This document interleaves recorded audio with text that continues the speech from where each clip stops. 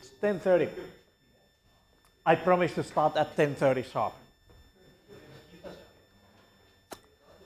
Okay, let's get started on something. So first of all, I would like to show you yesterday I updated and added the videos in 2 parts. So yesterday's my show is actually now on 2 videos, one here, another there. At the end of both videos there is plenty of empty space, just because, well, it's a live video without any editing, so it has all the faults and that kind of things there, but it's much better than nothing, I think.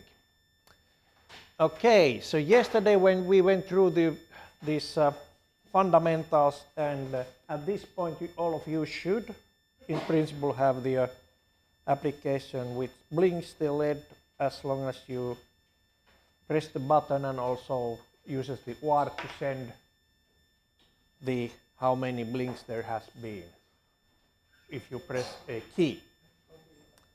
Okay, if not, then you might actually ask a copy of your, no, let's see, not today. No, you don't need to start from that one. Okay, never mind. If you didn't finish it yesterday, please finish it at some point today and show it to me. Then I'll mark it done. Today we have at least one student is at home feeling a little bit sick. Yep, that's fine. And I promised yesterday, and I will actually put also the stream on now. I don't know if it works or not, but actually when I go to the next page, it could show the... so if you want to check that one, if it works, I don't want to do it here, it gets some trouble. If you click that one, it should actually open the stream. Should. You never know. Okay, but today we are talking about timers and interrupts. And what is better start for timers than actually having some small servos around and try to control the servo. You are familiar with servos, right? You probably have been doing the timers and PWM control before on some other class, but I have a short note here about the servo motors, what they are. Let's do the presentation mode. So what is servo motor control? A device that transforms electric signal to mechanical position. It can be like in here, these servos are the rotary servos, so basically that's one way of doing it, but there are also linear servos that basically transform the electric signal to the distance. But all of them actually have some mechanics. It has electric motor, gearbox, and position detector, and of course the controlling electronics. And well, why they are used is basically simple to use and low cost. All the electromechanical toys actually have these servos in it. It has very low power electric motor, but if you add there some gearbox, then you get a lot of torque and some control. So yeah, RC toys, planes, these quadrocopters, helicopters, boats, robotics, that kind of things. Those are very common devices. Okay, so basically these are the cheapest ones that you can find. The so-called standard servo has 20 millisecond the pulse period and the pulse width between 1 and 3 milliseconds, 1 and 2 milliseconds. Okay, the neutral position is at 1.5 milliseconds long. And at minimum, it should be counterclockwise maximum angle and maximum time would be clockwise maximum angle. These are not quite standard. Actually, if you run it long enough at 1 millisecond or 2 millisecond long pulse, it will jam and never move again. So yeah, cheap, made for toys, excellent for education since we can buy these in bundles and you will destroy them anyways. Like we have done in our time. So, okay, so that's basically, you would be basically controlling that servo, varying the pulse width somewhere between 1.25 to 1.75 milliseconds. Okay, then a couple of things about this one. Before connecting, they have these 3 pins, very simple to use. Black wire is the ground wire, red wire is the power wire. These have nominal voltage of 4.2 volts, which means they are safe to operate at 5 volts. And then there's that third wire, which is in this case orange, sometimes it's yellow, sometimes it's something else, white. This orange wire is the pulse. Okay, why I actually also like this particular servo is that it draws less than 100 milliamps of current. You do not need extra power, you can power it up from the board.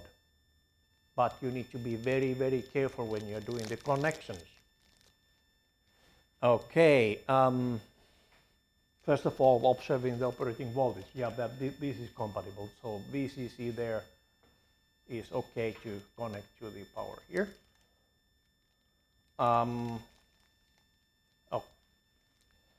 So, and then basically some other observation. Yeah, again, too short or too long signal can destroy your servo. It just runs into one end and tries to run it, it cannot get there where it wants to, and then it gets stuck. Also, another way of destroying a system is burning it by too much load. This does not have any precautionary measures, since this is just, you know, made for toys.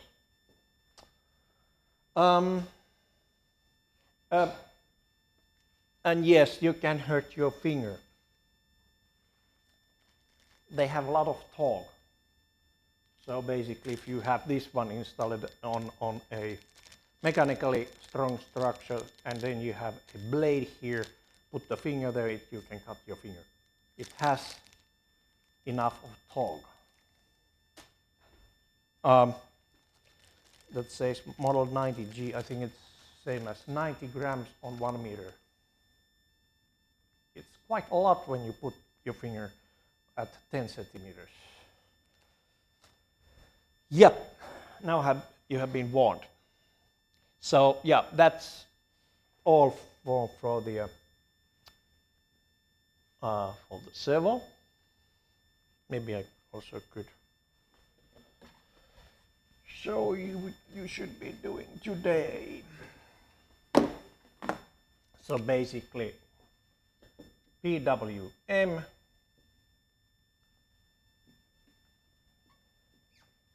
the full period is around 20 milliseconds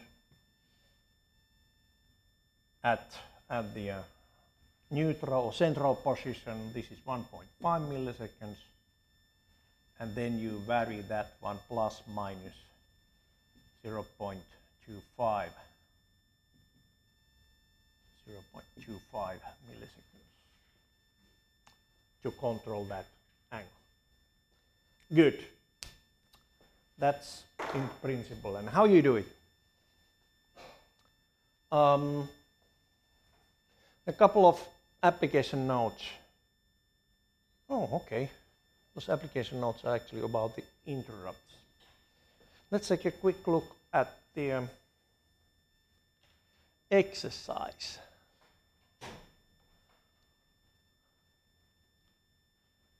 What I'm asking you to do on the exercise. Prototype board, servo motor.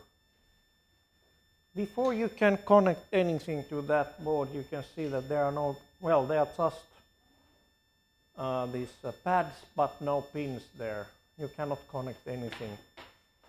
Actually, you need to do some soldering today.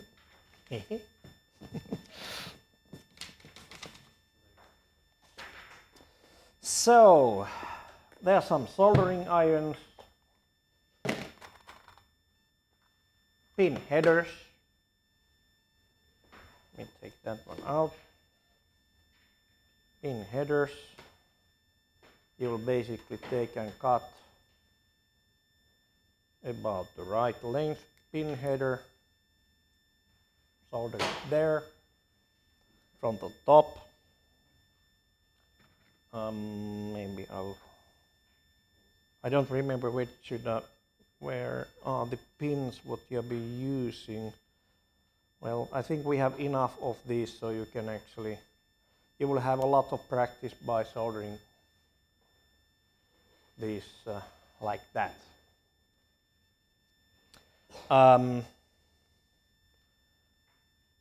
Just to be on the safe side, I think what you could do is to solder just these pins up to the only the pins that you will be using. It's quite easy to get a joint in between those pins if you haven't been soldering much. I can show you a couple of tricks how to do it correctly, or even close to correct.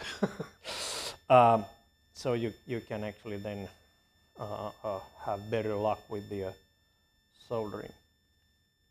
So yeah. So basically, solder a few of these pins. The corner pins, you'll be needing the corner pins because there you have the power and ground connections, and then the signal pins what are going to be used. Okay, that's the first part, but I will show you some tricks how to do it. After that, you can then use basically some wires. I think, okay, you can, for example, use that one, stick this one into the A position on this board. For example, like that. And then basically use these wires to connect the correct pins into the servo. So today we have really something hands-on. Don't burn your fingers. Okay, let's see. Setup.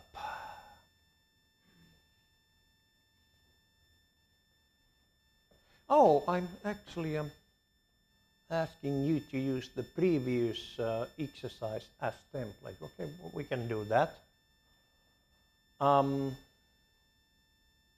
So yes, there are actually instructions how to do it. This is pretty handy when you want to keep a working version of your design. So you basically work on your design gradually and making when you have one part tested, you make a full copy of that one, move to the second function to add on the board as separate project. That helps actually they're going back when you make such a macaroni and cheese code that you cannot understand it yourself. I have done it, you have done it, I will do it, you will do it. So everyone does a so big mess with the code, at some point you need to go back. Okay, yeah. Add PWM component to the design and configure it. Okay, output should be connected to pin 1.3, which is which side? Oh, okay. So in principle, you need to solder only the top side of this one for today's exercise. That would be enough. Okay. And then the PWM component must have a signal from somewhere, so clock component. And yes, after clock component, do the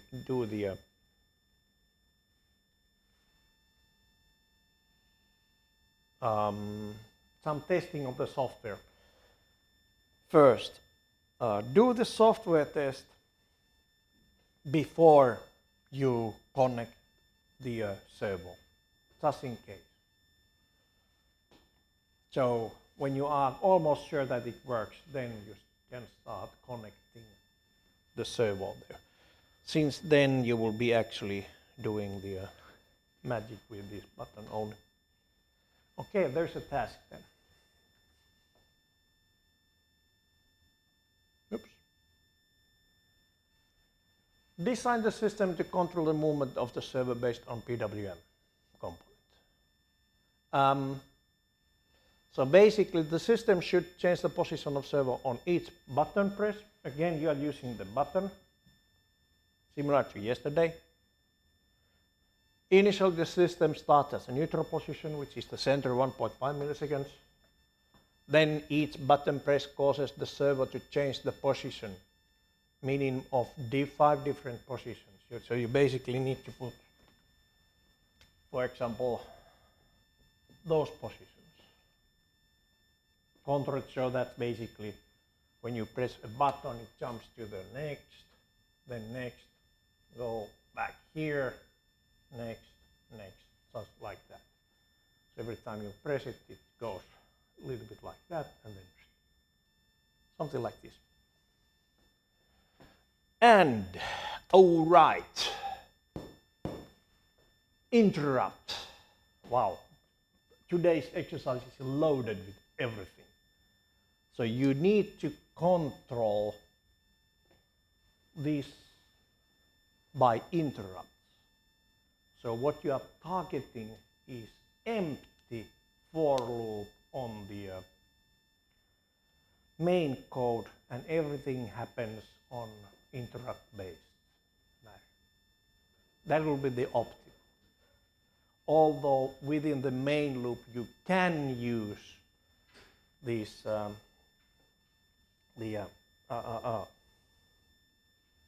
flags that are changed on the interrupt code, and then basically this main loop reads the flags and does whatever is needed there. But in principle you should be able to do it so that you just initialize everything, start those components, and then do absolutely nothing. Everything happens on the interrupt code. All right. And there are some help on application note. Then switch bounce. Bouncing.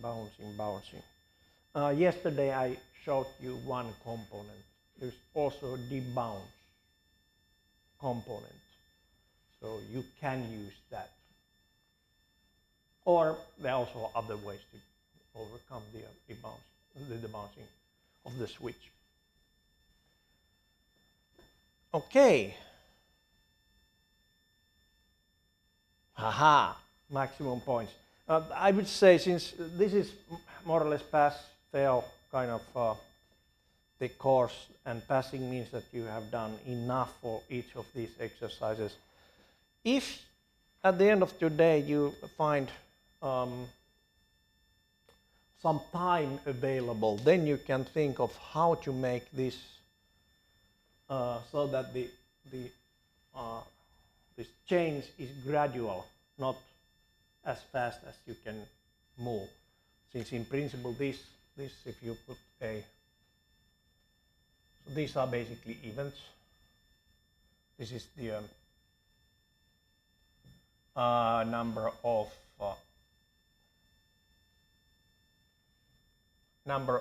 the button press.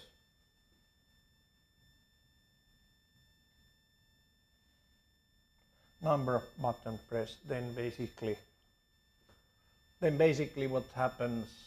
Let's see. These are the different ways. On the first button press, basically, wait a minute. It started there. So at first button press, the time jumps here, second there, then it goes down, like, and starts over. Okay, those button presses actually are quite fast changes, and it goes like. But if you want to spend some time, you probably can find out a way how to do this one smoothly. Make a ramp, zzz, zzz, zzz, like that, instead of jumping. This is easier what it looks like. Since you have a regularly interrupting the event there, which is a PWM timer. And you can use that one to actually adjust the this well, let's see what it is. It's the target time. So you are not changing the PWM, the pulse width immediately, but gradually. Okay. But this is a nice extra. But basically, when you get it working like that, it's enough. What else? Hey, wait a minute, why? There's some text missing. Strange. Okay. Oh, I see. That actually belongs to the upper part. So if you have that PWM interrupts that will actually change the position towards the target, not immediately at it, but gradually. Yeah. Okay. Another hint. This is important. Do not try to do all functionalities at once. Bit by bit. First, since this one has to be interrupt driven, I would start from yesterday's exercise. Try to make the button press to do interrupt instead of the just watching if the state changes inside of that forever loop. That would be a good place to start. And then you can move on, put the PWM and do the parameterization there, and just start with two different angles there. So work gradually on this today's exercise.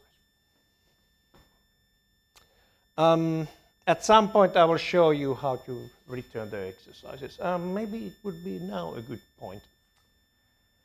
Okay, since there's some things I need to show you. Instead of, in addition to these couple of things I wrote yesterday here to myself in Finnish. Surprise, surprise. Okay. So let's go, and I will open the yesterday's projects.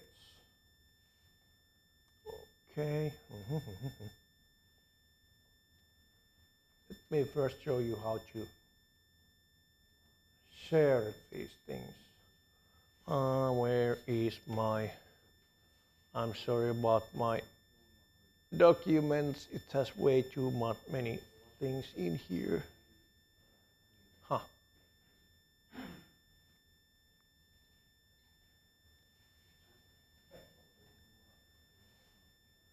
PSoC creator, okay.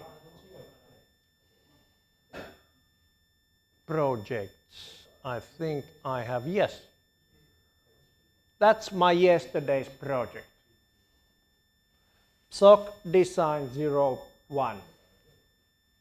Let's assume I want to return that as my exercise return. Oops. I take, well, let's see how many I need to do. Okay. You need to go to the directory that has everything inside. Oops. Okay. And next, I think all of you have some sort of zip thing. You create a zip directory. Okay. What else? Then you need to go here or wherever you find the main. You would need also the main.c. And basically what you need to do next is you need to move these into your favorite cloud service. Google Cloud. I use Google Cloud. That's because it's free. Best price you can pay for free. Yeah. So let's see. I go here and open my Google Drive. Sorry, it's also very quite full. What is this? Oh, okay. I'll do something else here. New folder. PSoC Japan exercise 1. New folder. There. And I will move the zipped file here and also the main.c, but I'll first move the zip. That's easy.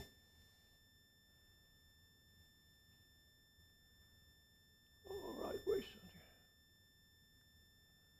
Zip.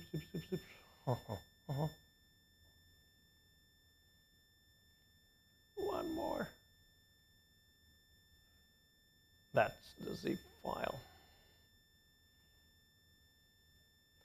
Uploading. Few minutes. Finished upload. That was fast. Well, there's just text, no graphics. That's the reason. And then actually one way to I prefer this way instead of moving the main.c as it is. I actually would put here a Google Docs document, name it main.c, and then copy paste everything here. Otherwise, when I open it, it'll every time ask me what tool I would like to use to open that C file. I want to just open a text file to see it. Okay, close it here for a while, and then here I have the main.c somewhere. Main.c, Oops. And it actually opens it on Notepad, that's fine. Control A and C, and then back to to the this one here. Oh, what happened? Oh, nothing happened. There. Now it's almost ready to be submitted. Almost ready. Okay. Couple of small things. You need to share this file so that anyone can comment. So sharing settings. Advanced. This looks a little bit different for you since I'm using a corporate Google account, which means I have more stuff in here. But anyways, you need to share the link so that anyone with the link can comment. So basically, this is when you return it like that, I can give you feedback. If you return it so that I cannot open, it's not done yet. If you return it so that I can view, I will check it, but I cannot give you feedback. So it's for you. You will basically share the file so that I can comment. Okay, save. I'll just click done here. So this one is ready. And then basically for the zip file, shareable link, sharing settings again, advanced, change so that anyone with the link can view. Okay, the zip file, I will download it to my computer. So that's why it should be like that. Save, done. Okay, now I'm almost there. So basically after that was yesterday's exercise, right? Yesterday's exercise, where did I click? The return form is here. Okay, yesterday's exercise, I think I have marked all the names already on my list. You do not need to do it if you don't want to. But anyways, on the return form,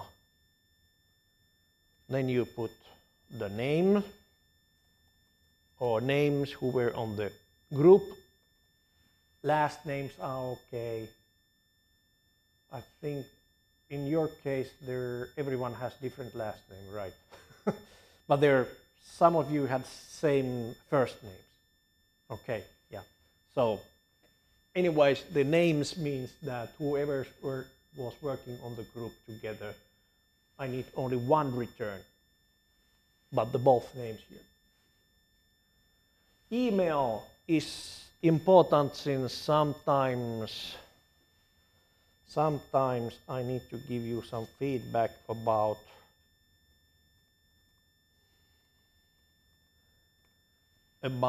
that your return did not work. Exercise number from the list, then link to zip project directory. Okay, here get shareable link. There. Then main.c.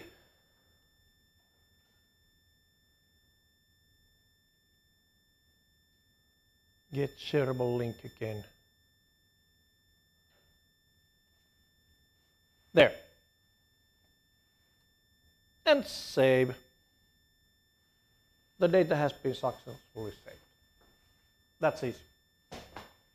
So the most important things are here so that you share the zip file of the full directory which has everything on it. Tested project, of course. And share it so that I can open it. And then make the main.c preferably as a Google document, and then copy paste the code. And then I can actually open that one based on that link and give you feedback if needed. Okay, sharing is caring. All right.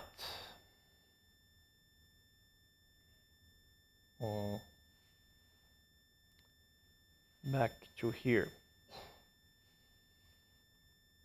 Just for fun, actually, for today's project is that I would like you to return it using the link, the return form. And the instructions are actually right here. Good.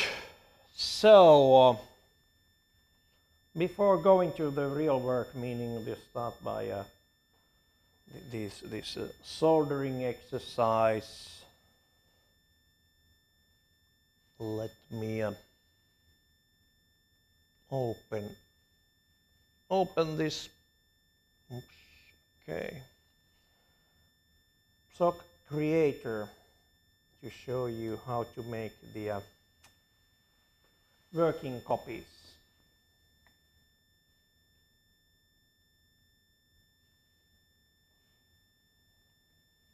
Okay. So basically, yesterday's work should be found on the top of the recent projects. You can actually go and open it from here. Okay. Click, click, click. Everything is exactly how it was yesterday while I stopped. Now, the first thing is to save this one as template. Project, and was it here? Copy to my templates. Yes. This is the easiest way actually to start from this exercise and build the next one based on that. Okay, copy to my templates.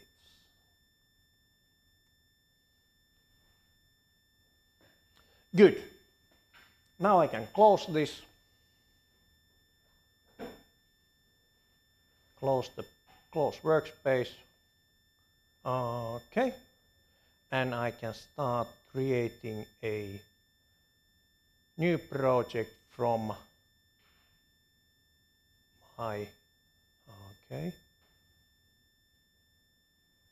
template project.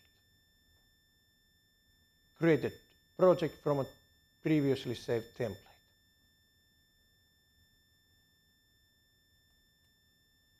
And I have that one PSoC design 01 here.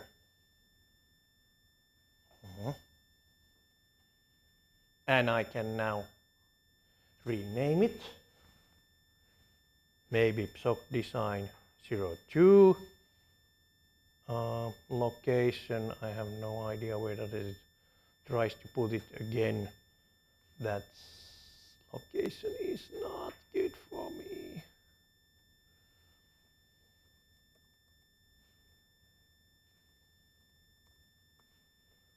And project name is not 0101, but like that. Project design 02. Finish. Okay, now I have a working copy to start with. Simple. All right. Next step would be, I will show you a couple of nice tricks. Since this is usually the problem, not with just students, but also with professionals.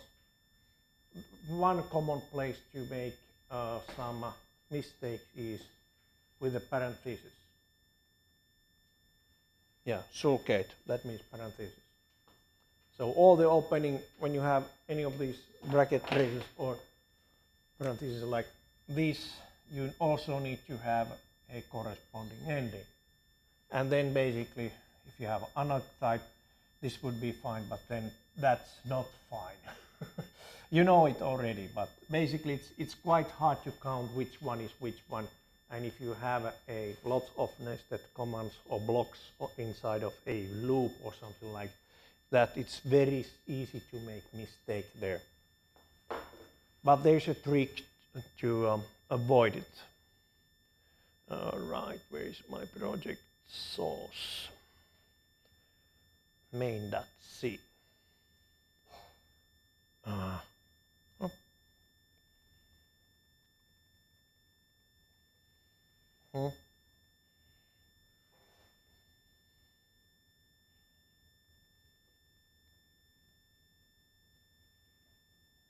Just a moment, I'll just do some funny stuff to get rid of that error marking here.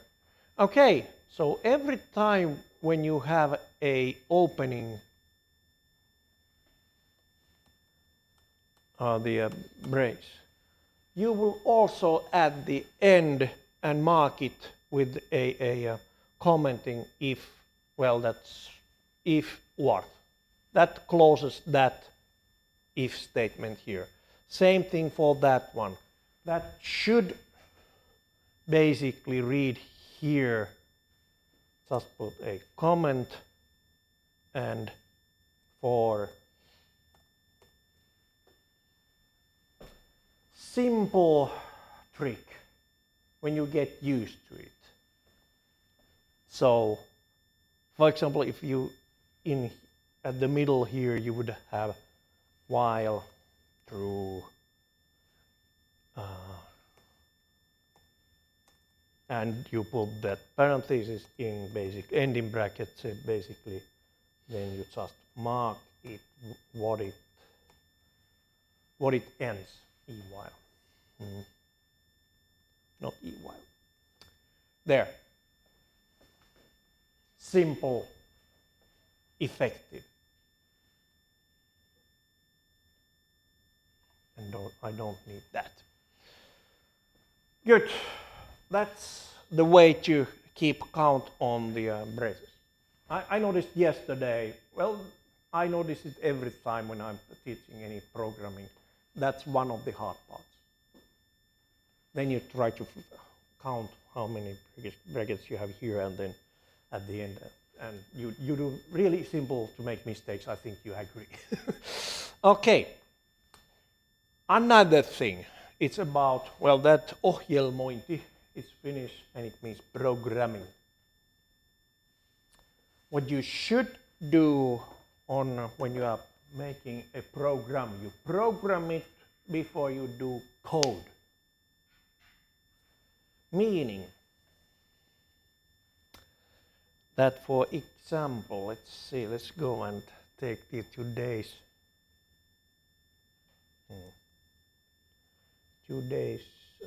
exercise.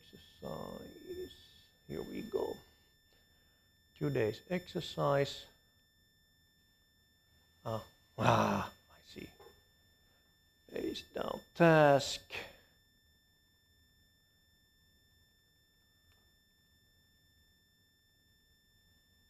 And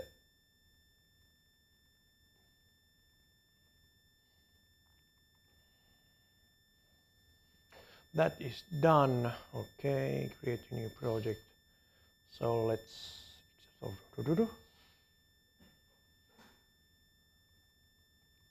for example, that part. This is basically something that should be done on code somehow. Add PWM component to the design, configure aperture. Okay. No, that's not good.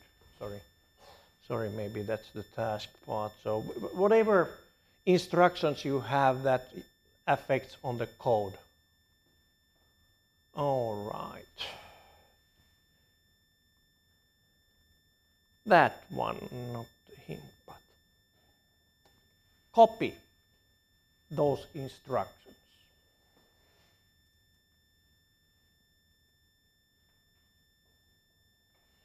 Go to your main.c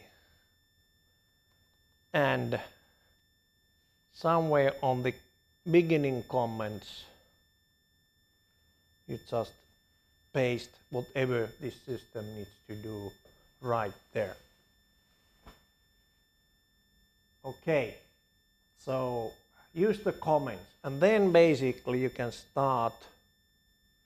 Okay, initially system starts on that one. So basically I would say the couple of first lines here, they would belong in code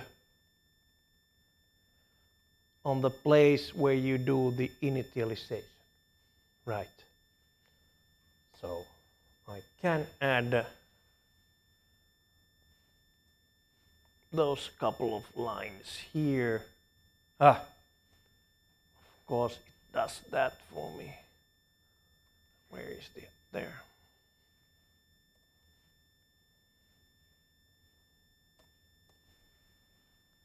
So whatever is related to initialization, you just copy paste the comment there. What was the task?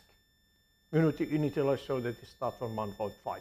Well, that's a good place to initialize it that way. Then, what else?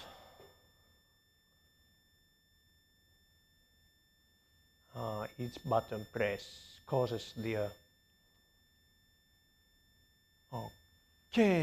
position move, and basically button press must be detected using interrupts, meaning that also belongs into that session. You need to initialize the interrupts and so on.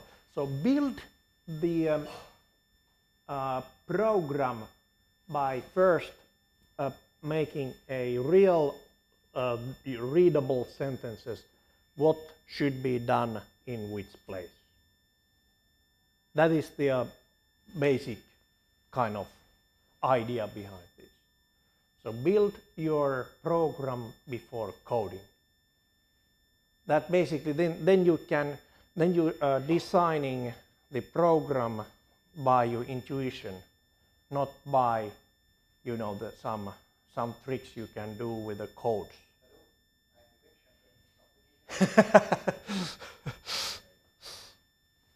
Okay. Yeah, and such kind of things. So at the end of this coding, you should have this part moved into corresponding places on your code. Okay, good. That was for starters, and maybe I should next show you how to make the pin to interrupt.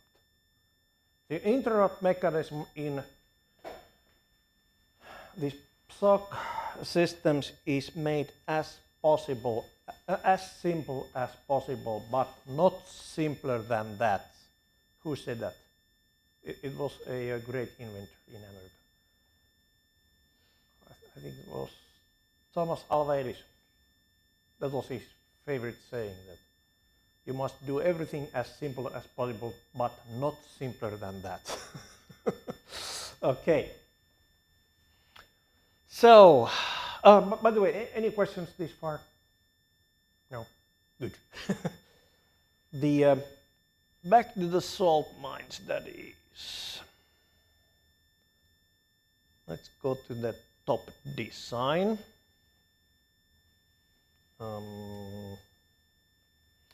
Let me change that one a bit.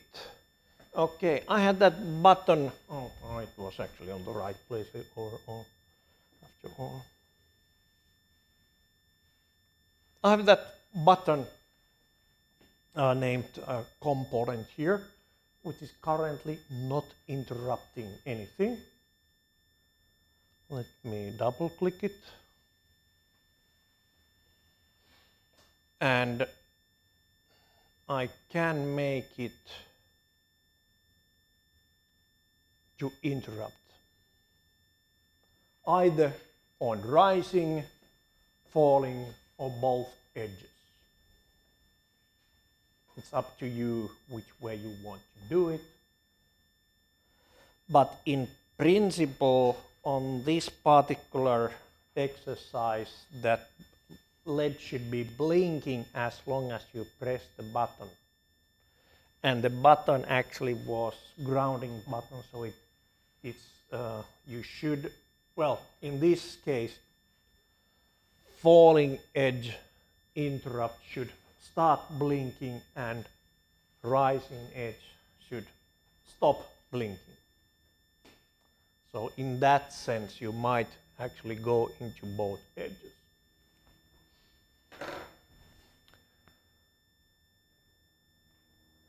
There. Okay. Synchronization mode actually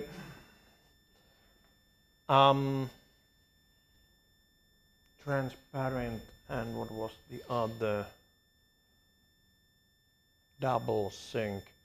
I think the transparent means that it's not synchronized to the clock, but the system clock. But the double sync means that it actually can change only during these clock cycles. It does not make much difference on slow signals, I think. Okay, transparent, and that's it. Okay, what else there is? Yeah, okay. That interrupts.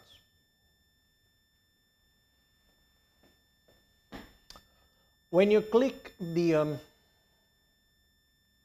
generate application,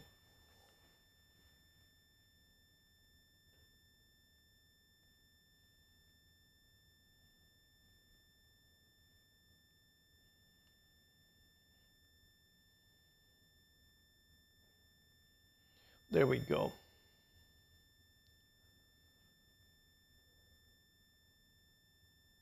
Wait a minute, where's the interrupt service code here? Well, it must be inside of that one. Huh. Or should I actually add here the interrupter?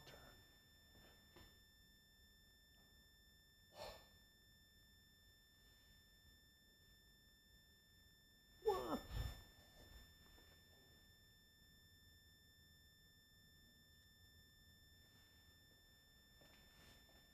Don't recognize button. Resistive. Oh, yes. Let me think a bit, since I was expecting to see the interrupt service routine.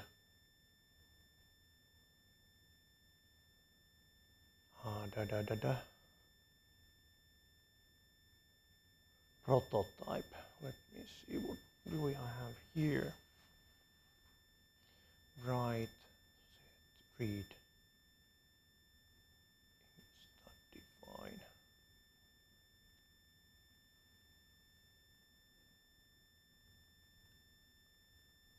Set interrupt mode.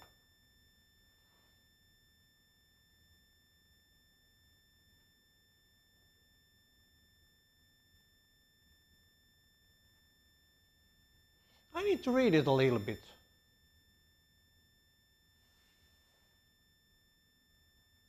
Huh. In principle, it should. I don't find the interrupt service code prototype here. This is a little bit different from the other interrupt, like this timed interrupts. I need to check it first, but I will give you some tasks to do, and then I will continue with this stuff. Sorry about that. That's my bad. Okay, we will continue the interrupt thing later, but now I need to show you the soldering. Right. Soldering. Okay.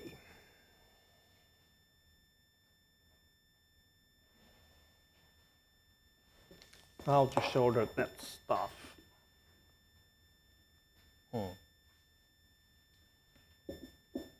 So have you been doing quite a lot of soldering or little soldering? How much they have done soldering before? You have done soldering, okay. Good. You show the others. Okay, but anyways, there are a couple of really simple principles there.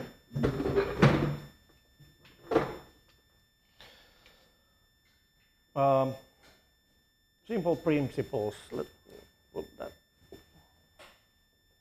Okay, good.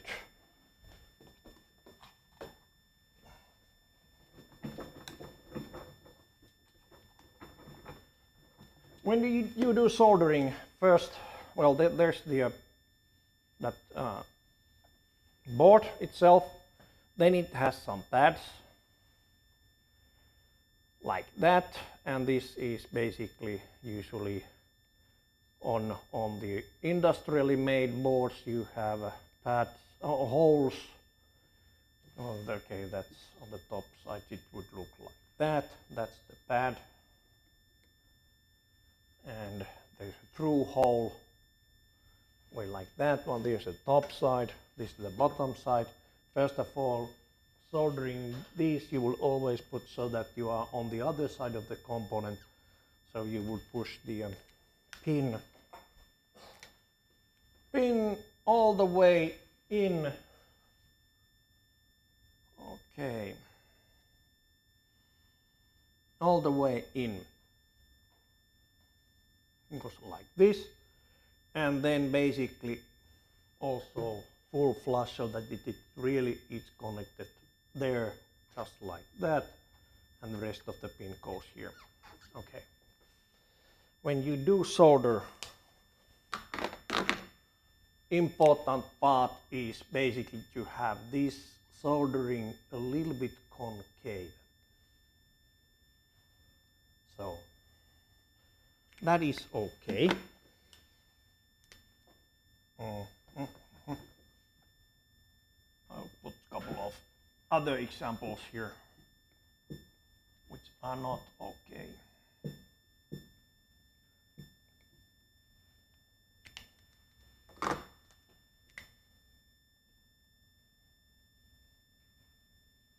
That's the pin.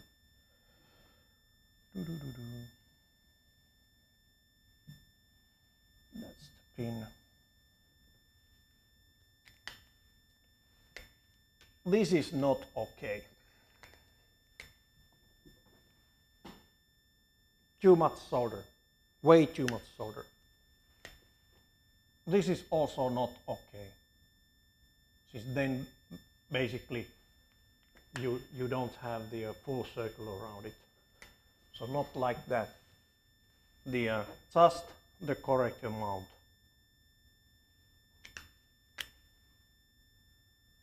So concave the filling. Then basically it also fills some of that hole. Okay. So how to make it like this is you need to keep that soldering iron tip so that it connects basically. I should have the fourth color here. Maybe I'll put it just a separate picture.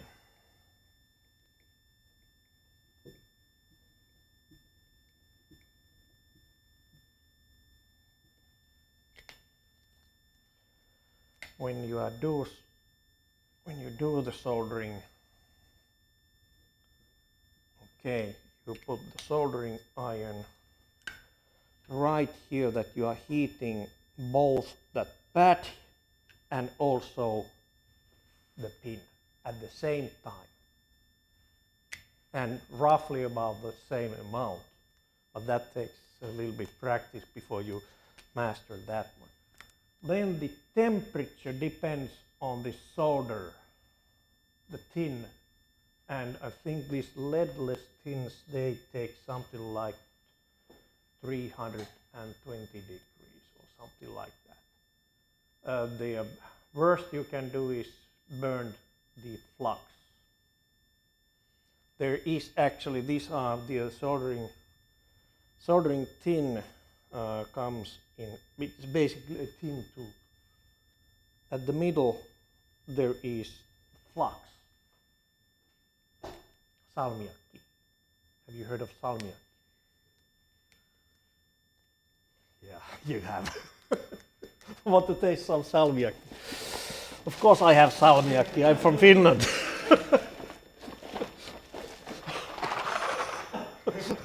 This is candy. Well, this is also sugar on it, so don't use this one as a flux. But anyways, this is the ammonium chloride. It's a salt, and basically it makes this, the flux makes this tin to flow. Basically, it breaks the what is that, surface tension. Breaks the surface tension. It basically spreads easier to these surfaces, metal surfaces.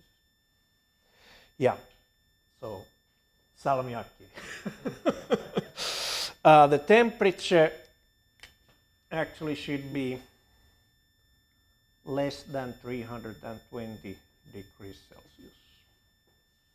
If you crank it up to 350, good luck with any soldering. If it's too low, then it's also good luck with that. Then basically these are quite safe to solder since they are passive. You cannot destroy the component. Oh, well, you can actually melt the plastic, but but anyways, the time should be less than 3 seconds. That's the rule of thumb when you're doing hand soldering. But 3 seconds is very long time for soldering. Okay, now I can actually show you how I would do it. Now I can embarrass myself. Since I have been soldering for a while, although I have been learning from the real master. When I was younger, about your age, I was actually working for the on summer job on the Finnish Meteorological Institute, building some equipment, really building, you know. Then we had CMOS 4000 series circuits, and boy, they were fun. You can really destroy them different ways. Believe me, I have done it.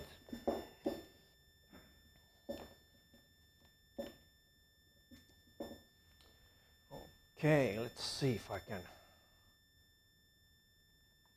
pull this one here.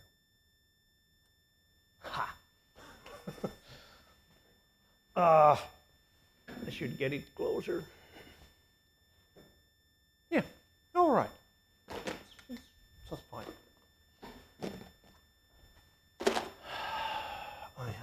So basically now I have these pins already here.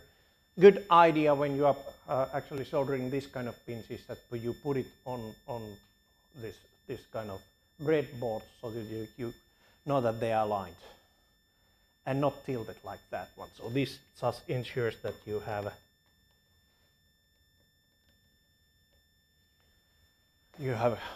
say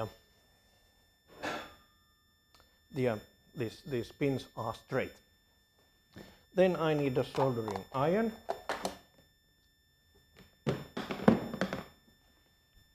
And I would need also some soldering tin. Would you have the tin? It's not here. Solder. They're only irons. Only irons? Yeah.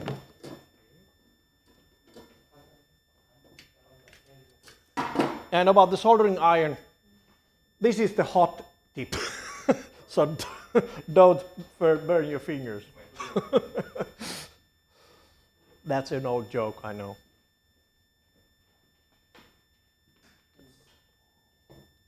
Excellent. Would you turn on the lights so it would probably help a little bit. Then I will wait for, oh, okay. Excellent. So this at least this iron is already put into 320 degrees, so it should be just fine for soldering. How fast it actually warms up. You never know.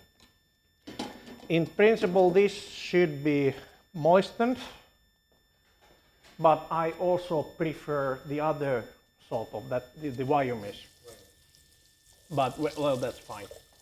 I think these are not wire mesh. So this is the that's the best kind of thing.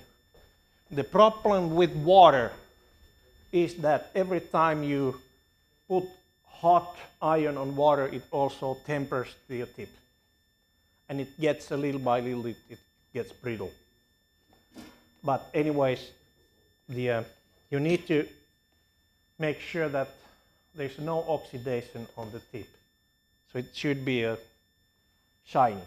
This is better, since then you basically can just clean it here. And it doesn't do bad things for the tip. And I think it's ready. Oops. Then after 30 years from now, don't do any soldering anymore. Okay, let's see if I can still do something.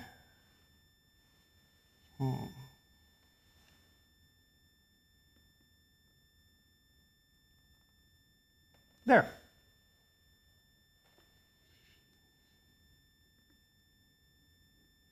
So, first, warm it a little bit and then, and don't put too much of the tin there. Just enough to keep it still concave.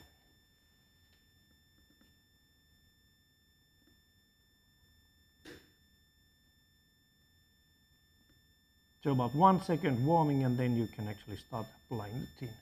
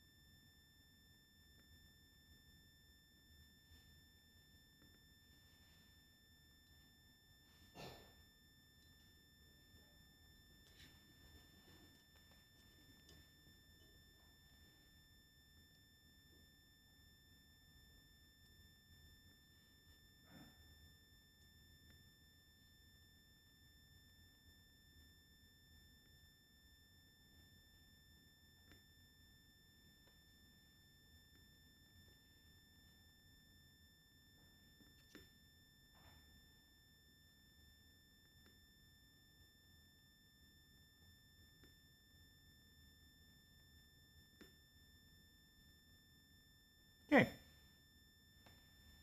This is almost okay. Actually, I see there's one which does not have quite enough. There we go. So a little bit of retouching. So one side is now soldered.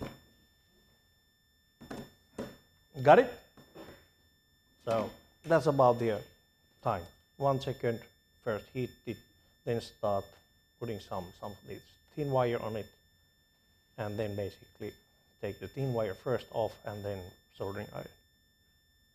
Okay, it's also quite easy to do something like this when you're not used to it. You leave the thin wire here and see, but that's not dangerous since I can always.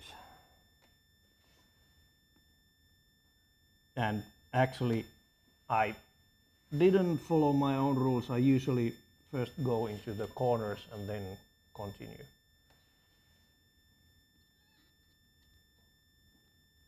Okay, the one here. There we go. Ha, good. And now I will have a break until you will solder one side of the circuit boards of these Here are the soldering irons. Here pin headers. Some tin. Do we have more of this? Maybe. If we don't have, then basically you can cut that one, but do not cut it like this. You need to actually pinch it with your fingers or something like that. So basically cut it. You can cut it with your nails.